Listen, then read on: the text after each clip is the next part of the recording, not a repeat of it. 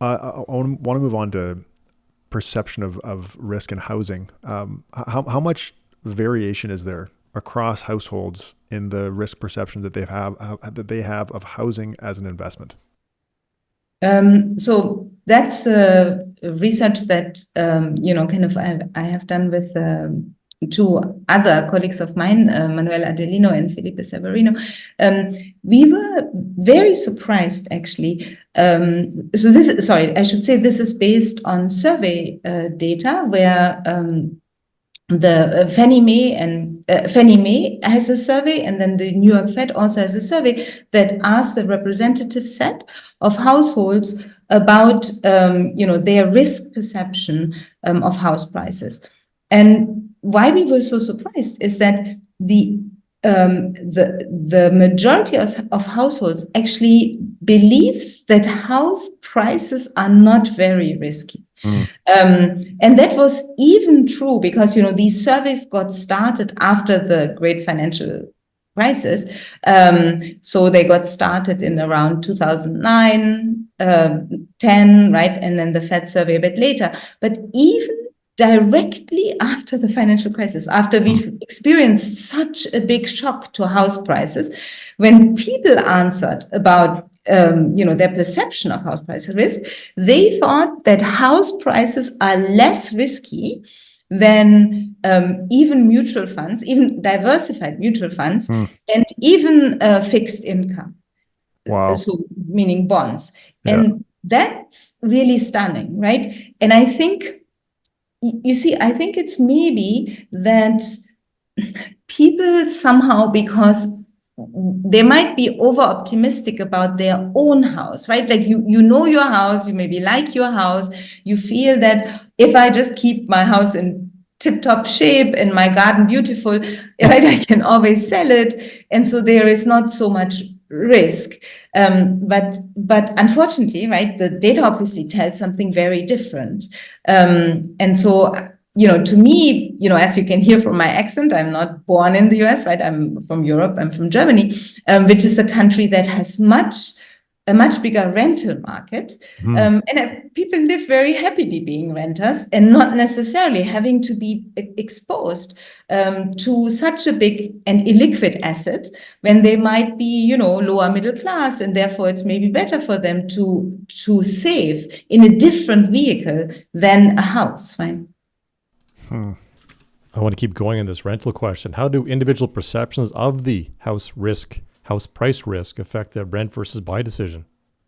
Yeah, we do actually see that it does. So we see that people who think that house prices are risky and have volatility, they tend to be more likely to be renters than owners. And in fact, that's even after, because, there are people who are renters for completely different reason, right? When you are young and you're still in school and you're not settled down, it makes no sense, right? If you know that in 2 years you're moving anyway, or when you have, say, little savings and very volatile income stream, right? You might not want to take a lot of leverage and buy a house.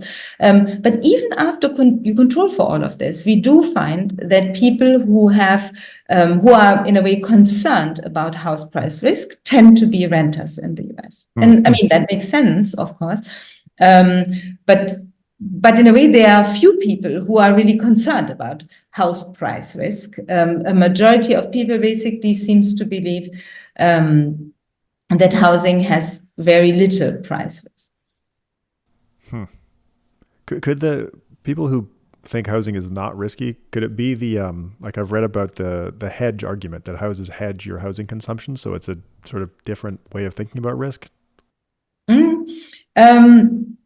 So yeah, that could of course be true, right?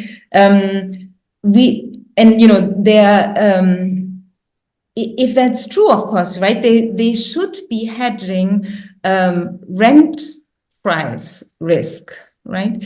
But we looked at, say, even in neighborhoods where the rent to buy ratio is more or less favorable, right?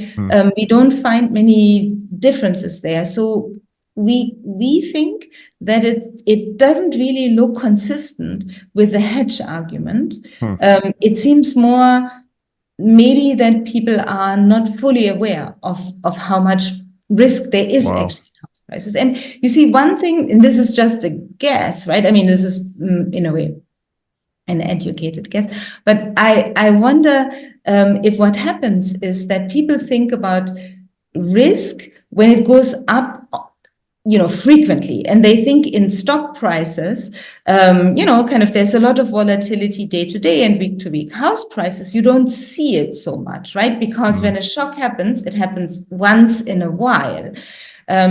But maybe what people don't take into account is that it's exactly when those shocks happen that you might want to sell. And then you cannot sell. And so it doesn't matter that day to day there's not so much volatility. It's when you need it, the liquidity is not there, right? And unfortunately, that's what so many households suffered during the 2008-2009 crisis, right? When people, when house prices had dropped, their mortgages were underwater, they couldn't re-lever, right? And then maybe even lost their house. So that this is obviously, kind of was a very horrible time for a lot of households. What changes people's housing risk perceptions? So we do find that past experience of of house price risk does seem to change it a little bit. There's also kind of work by other researchers that have looked at kind of the amount of risk that you experience early in life seem to have some formative and persistent effect on people's, in a way, aversion to these type of risks. But ultimately, it seems that at least in housing risk, they don't adjust very significantly to the actual risk that there is in this. Wow. How can people use this information to make better housing decisions?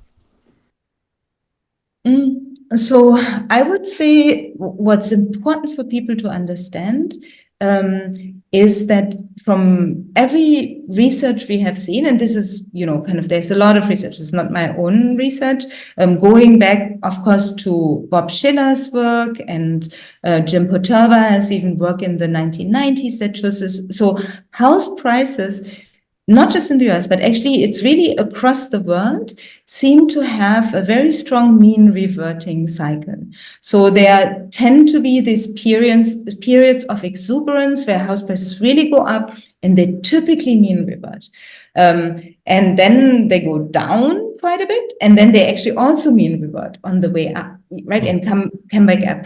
And so I think this is very, broad advice, I know, but I think one should be really, really wary to be buying houses, especially say with a lot of leverage, and when you maybe put, a lot of your savings into it at the peak of a cycle, or when, a cycle, of course, right, you never know whether it's already the peak. We know this ex post, right? Yeah. But when a peak has been going on for a long time, it would be good to be very careful. And in fact, there's very nice work by Monica Piazzesi, for example, at Stanford, who actually looks again at survey data from the US. And what she shows is that if you look at the great financial crisis, in the run-up to the crisis, actually, the majority of American households by 2006, 2007, was becoming very nervous about house prices. And actually, when answering, questions about perception of future house price growth, were saying this cannot go on. But there was a small subset of the population, about, I think, 15% in her data, that became really exuberant about house prices just in 2008. 2007, 2008. And most likely these are people who then bought, right? And so I think even looking at how, say, sentiment in the population is changing can help you identify when we are coming close to maybe the peak of an exuberance cycle. Yeah, that's interesting. I think it's looked like we're in Canada. I mentioned that earlier. It keeps looking like we're at a peak here, but I don't know. I don't know if it's Yeah. gonna. I don't know when it's gonna turn around. I think everyone in Canada would love to know where the mean is. Mm. Yes.